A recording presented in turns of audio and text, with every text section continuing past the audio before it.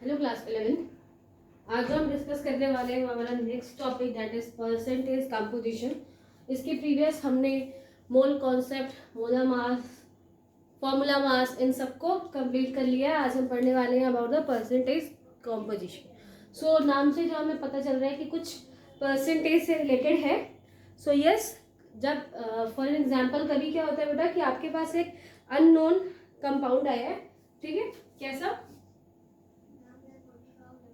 कोई अननोन या कोई न्यू ऐसा जिसके बारे में आपको कोई कंपोजिशन पता नहीं है कि उसमें क्या क्या चीज़ें हैं या वो किन चीज़ों से मिलकर बना है। सो एक अननोन या न्यू सब्सटेंस या न्यू कंपाउंड हमारे पास आएगा तो हम क्या क्या चीज़ें पता करना चाहेंगे। उसमें हम फर्स्ट तो फॉर्मूला पता करेंगे उसका, है ना। हम उसका क्या पता करना चाहेंगे, फॉर्मूला पता करेंगे। फॉर्मूला पता करने के लिए हमें ये पता चलना चाहिए कि कौन कौन से एलिमेंट्स हैं उसमें, कौन कौन से एलिमेंट से वो मिलकर बना है, हम ये पता करेंगे यहाँ पर, ठीक है। और एलिमेंट से ऑल्सो जो एलिमेंट्स हैं वो किस रेशियो में या कितने परसेंटेज में वहां पर उस फॉर्मूले के अंदर हैं, राइट। तो एक और चीज हम यहाँ साथ में पता करेंगे, वो क्या है, रेशियो। और रेशियो किसका, हाँ रेशियो, वो भी रेशियो किसका है, जो एलिमेंट्स है वहां पर, यानी कि कंपाउंड के फॉर्मेशन में जो एलिमेंट्स यूज हुए हैं उनका रेशियो कितना है, क्या है, ये हम चीजें पता करते हैं। सो इनको इसमें हेल्प करता है परसेंटेज कॉम्पोजिशन। यानी कि जब भी हमारे पास कोई एक ऐसा कंपाउंड है जो कि अननोन है या एक न्यू कंपाउंड, अगर आप कोई रिसर्च कर रहे हो आपको वहाँ पे एक न्यू कंपाउंड मिला, तो आप क्या क्या चीजें आप पता करना चाहोगे, ये सारी चीजें कि उसका फॉर्मूला क्या है, किस तरीके से वो एलिमेंट्स उसमें है, कौन कौन से एलिमेंट है, उन एलिमेंट में कौन सा रेशियो कैसा है उनका, ये सब चीजें हम पता करेंगे। और अगर हमारे पास कोई नोन है, यानी कि कोई नोन कंपाउंड है हमारे पास जिसके बारे में हमें पहले से पता है, तो जब नोन कंपाउंड हमारे पास है जिसके बारे में हम सब कुछ जानते हैं, वहां पर हम परसेंटेज कॉम्पोजिशन किस तरीके की यूज करेंगे, वहां पर हम यूज करेंगे ये पता करने के लिए कि जो अभी हमने कंपाउंड बनाया या जो हमें मिला है वो कितना प्योर है। सो ये जो चीज वर्ड है कि अगर आपके पास एक कंपाउंड आपको मिला जो कि आपको लग रहा है कि यस, फॉर एन एग्जाम्पल चलो आपको एक मिला हुआ NaCl, ठीक है, आपको NaCl मिला, तो अब आप क्या करोगे कि NaCl के चेक करने के लिए कि ये कितना प्योर है या इसमें कितनी इम्प्योरिटीज है, कितने परसेंटेज ऑफ Na है इसमें, कितना परसेंटेज ऑफ Cl है, जिससे आप एग्जैक्ट प्योरिटी उस कंपाउंड की निकाल सकते हो, ठीक है। सो परसेंटेज कंपोजिशन का यूज यहाँ पर किया जाता है जब आपको कोई न्यू या अननोन कंपाउंड मिलेगा, उसका फॉर्मूला निकाल सकते हो, उसके एलिमेंट्स एंड रेशियो निकाल सकते हो। और ऑल्सो कोई नोन कंपाउंड है आपके पास, सो उसकी प्योरिटी, वो कितना प्योर है, उसमें जो परसेंटेज है सब्सटेंस का वो इक्वल है या कुछ और भी चीज़ें उसमें मिल गई हैं, ये सारी चीज़ें हम पता कर सकते हैं by the percentage composition. So first यहाँ पर एक एग्जाम्पल है एंड ऑल्सो उसके पहले हम एक फॉर्मूले को चेक करते हैं। सो ये फॉर्मूला मैंने यहाँ पर लिखा जिसमें लिखा है परसेंटेज ऑफ एन एलिमेंट, यानी कि मास परसेंटेज जिस भी कंपाउंड जो हमारे पास है उसमें एक एलिमेंट जिसका परसेंटेज हम यहाँ पे निकाल रहे हैं, तो परसेंटेज ऑफ एन एलिमेंट, उसको निकालने के लिए हमें क्या रखना पड़ेगा, उस परसेंटेज का, उस एलिमेंट का मास जो कि उस कंपाउंड में है, ठीक है। बिकॉज ऐसा होता है बेटा कि जब एक ही एलिमेंट है वो किसी और के साथ कॉम्बिनेशन बनाए तो वहां पे उसका परसेंटेज कुछ अलग है, किसी और वही कंपोनेंट किसी और के साथ रिएक्शन करे तो वहां पे कंपोनेंट अलग अलग हो जाते हैं। तो इसी की वजह से जो मास उस कंपाउंड में है उसका वो हमें रखना है, also molar mass and multiply with 100, because हमने यहाँ परसेंटेज टर्म यूज किया है, सो हम परसेंटेज को निकाल रहे हैं इसलिए।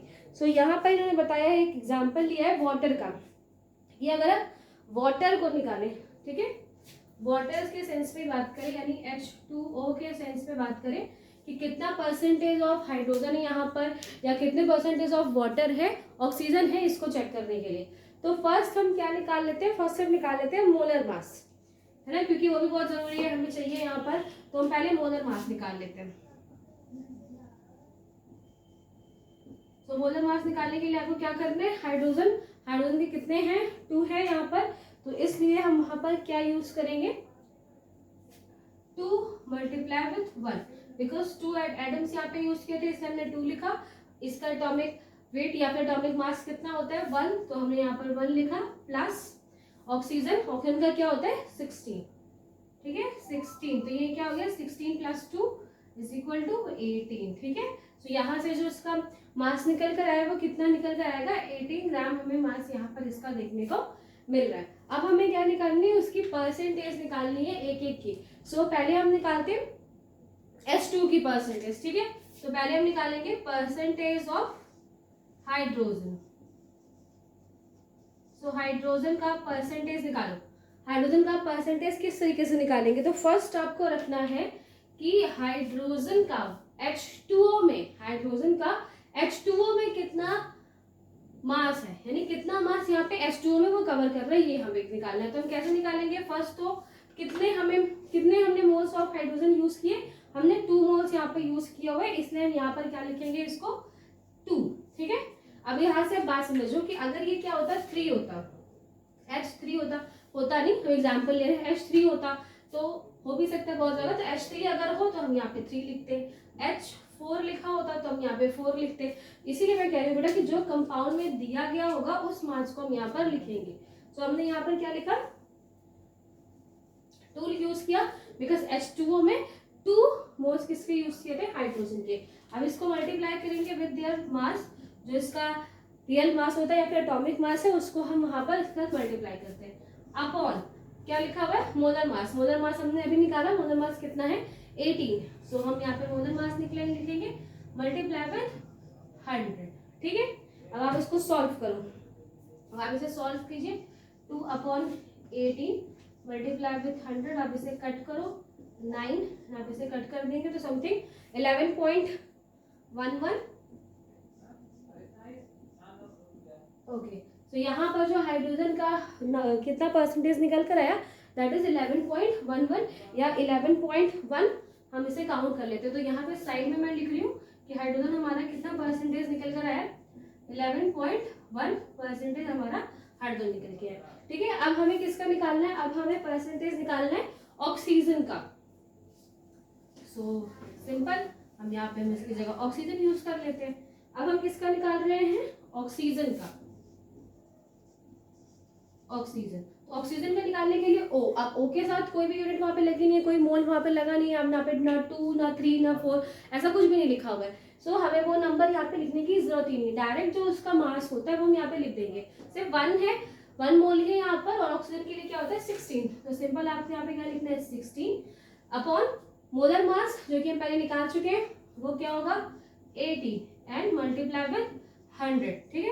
अब आपको इसको सॉल्व करना है, 8 टाइम्स ये जाएगा 9 टाइम्स, ये अगेन जाएगा 11.1 एंड इसको जब आप इससे मल्टीप्लाई करोगे तो आपको कुछ मिलेगा अराउंड 8.88, ओके, समझे ऐसे वैल्यू मिलेगी। तो जो अब आपको दिख रहा है कि पॉइंट के एक वैल्यू बाद, यहाँ की पॉइंट के जस्ट बाद जो वैल्यू है वो कैसे है 5 से ज्यादा है, एंड उसके बाद जो नेक्स्ट वैल्यू वो भी 5 से बहुत ज्यादा है। इस वजह से क्या होगा, इसमें हम यहाँ पे ऐड कर सकते हैं।